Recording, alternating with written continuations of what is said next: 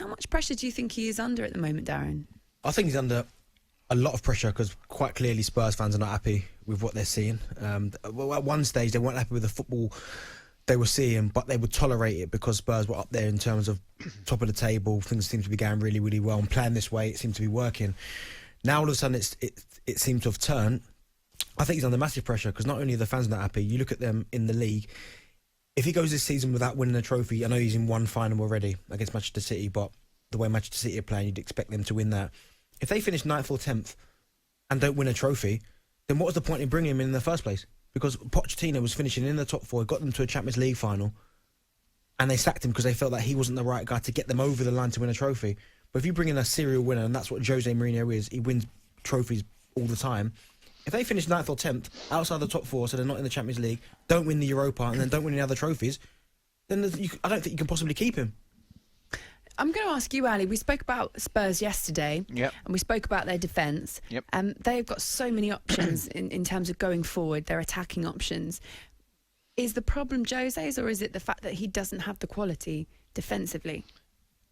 Well, I definitely don't think they're good enough defensively to compete week in, week out at that level, to tell you the truth.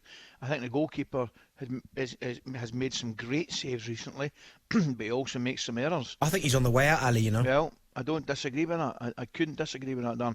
And I think the central defensive pair, and the Dyer and Sanchez, for example, I'm not sure about. Regular on the left back, I like. You know, Dockett is absolutely fine, but I just think at the top level, to contradict myself totally, they are one of the few teams I think could win the Europa League. I really think that. I think that tournament is pretty open. I do. You know, Arsenal and Spurs certainly could. But I think you've got a great point, Dan. I think, you know, we do think of Jose Mourinho as a serial winner, which he is. He wins things. That's what he does. And by the way, he's still got a chance, a pretty good chance, I would suggest, in a cup final against a team that, albeit they'll be second favourites who are flying, but it's a one-off game. They've already beaten them in London.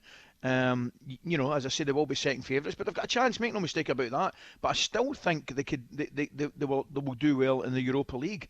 But it'll be interesting. And you've made a great point again, Dan. I mean, if he doesn't win anything, and they finish 9th, you know, or 10th, whatever it may be, then I think they've got a decision to make. If Julian Nagelsmann or any other manager comes into this Spurs side and they decide to part ways with Jose, are they going to get something different out of this squad? But we know more so Jose Mourinho is maybe defensive minded, but maybe if a new guy comes in and maybe goes on the front foot a little bit more, that's the only thing maybe that could change. But you're right, I still think that, as Ali was saying there, defensively they need to add 1 or 2 more additions defensively to make them a lot stronger and a better unit, because defensively right now they're not good enough. I like Reguilon. I think he's a very, very good player. I like Doherty, but centre-backs, he just can't seem to find the right pairing. Sanchez, I mean, he's made mistake after mistake.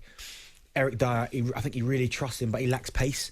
And if you play Toby Alderweireld and Eric Dyer, Toby, I'm just going to call him Toby, which is why I can kind of understand why against West Ham they went with Sanchez, because with Antonio's pace, you can't go in there with Toby and Eric Dyer. It just wouldn't be possible.